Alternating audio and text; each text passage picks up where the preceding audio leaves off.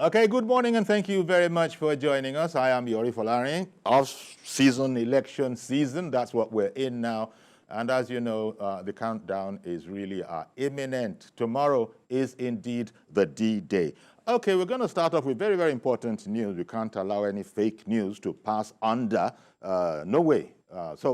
We have our Solomon Ajuziogu, who is in Imo State. We'll connect with him first to tell us what this whole fake news thing is all about, the TM edition. Solomon has been on air. For those of you fans who are diehard, you've been with us from the beginning of Breakfast Show. You might have heard it, but others might not have. Good morning to you, Solomon.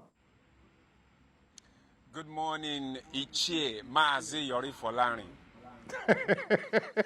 I'm happy because, you see, you're in a good mood. And if you're in a good mood, it means matters are under control. So tell us, Solo, for those who have not heard it, can you imagine actually trying to forge a TVC News report and putting that out?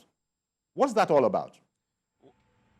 Well, it's the age we are in, a deep fake of Nifemi Oguntoye saying what he did not say. It's the age of artificial intelligence, and you know, deep fakes are everywhere.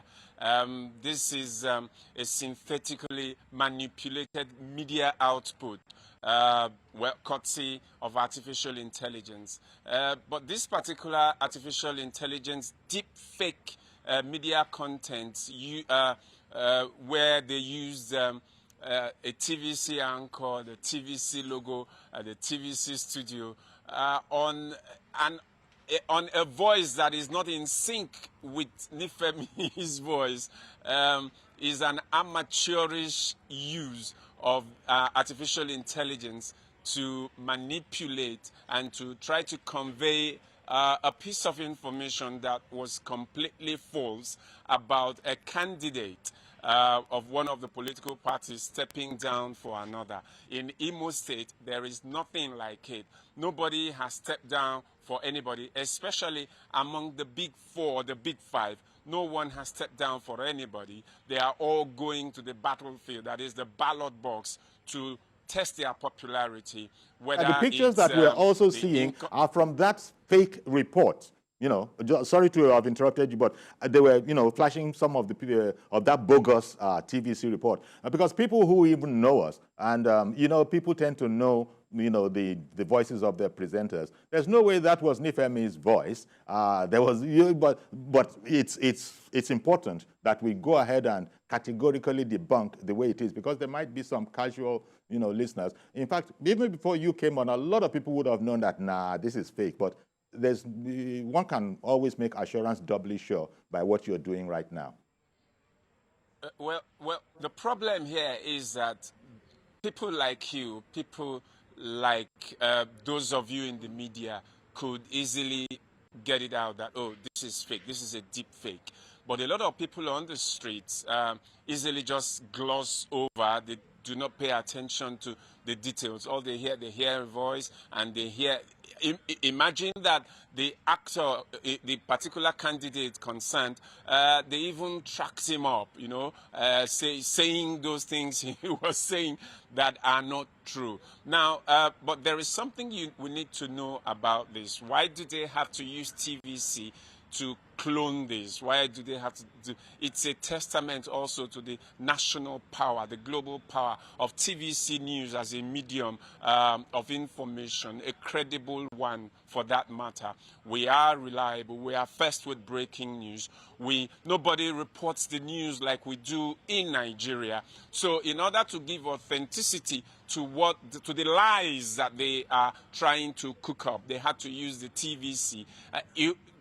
For a fake news to be deemed credible, to be given a semblance of credibility, you need to use a credible medium to manipulate what they had to do, and that's why they did that. But I can tell you here from Owerri, where we are, where we have a full team of people covering all the political parties, you know, paying attention to what is happening, because we have reporters attached to the major political parties, following them, tracking their event.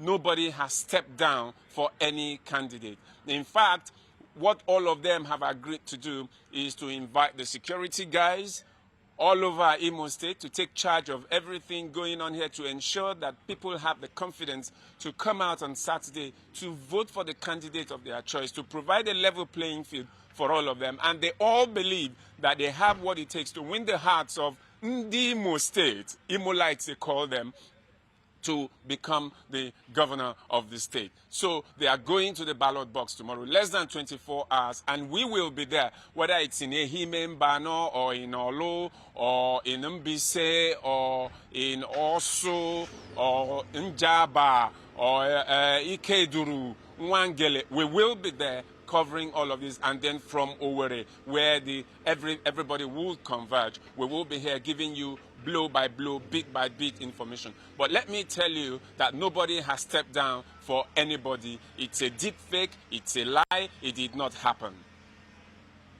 Thank you very much, Solomon, because that point can't be overstated. You know, talking about this whole fake, people are quick to liken it to AI. Yeah, I suppose there's a part that AI plays, but it wasn't a very good one. But you made the point that, well, that's for those of us who are in the know, who are pros. It wasn't a very good one. I mean, as you and I know, there are deep fakes. Now, deep fakes, you would hardly be able to distinguish between the real and the non-real. You've seen examples of deep fakes, you know, online when, you know, former US President Trump is purportedly saying something totally outrageous or scandalous. So the people who faked this one, they didn't have, quote unquote, limited funds. So they did it at their own level. But still, as you, again, very well said, there are those who will just look at the fake insignia of TVC, and as you said, bearing in mind all the credibility of TVC, they will say, oh, I saw it on TVC. No, you didn't see that on TVC. That was a fake, and that's why Solomon has been up all morning saying that, no. If it's not Panadol, it's not Panadol. That is not us. That is not TVC. Solomon has stated it and restated it.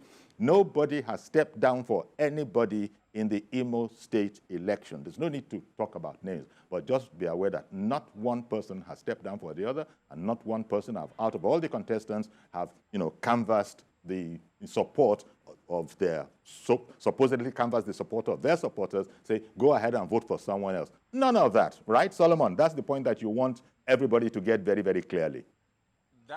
That's exactly the point. We are going to the ballots on Saturday to elect a governor. Whether it's an incumbent, whether it's a new one, they are all going to the ballots tomorrow to prove their popularity, a test of popularity here. And I must tell you that the people are looking forward to it. The election umpire, INEC, has deployed both non-sensitive and non-sensitive materials. The security guys have also taken delivery of new gun trucks, new logistics assets to cover the entire place. We've seen a show of force. Everywhere you go to here, there is serious security presence to tell the people, we are here for you, we are here to protect you, we are here to ensure that you go to the polling unit, cast your vote, and then go back to your homes if you want to, or if you want to stay there to see that the votes are counted.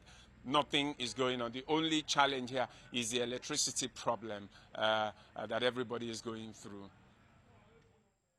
Okay, so, well, thank you very much, Solomon.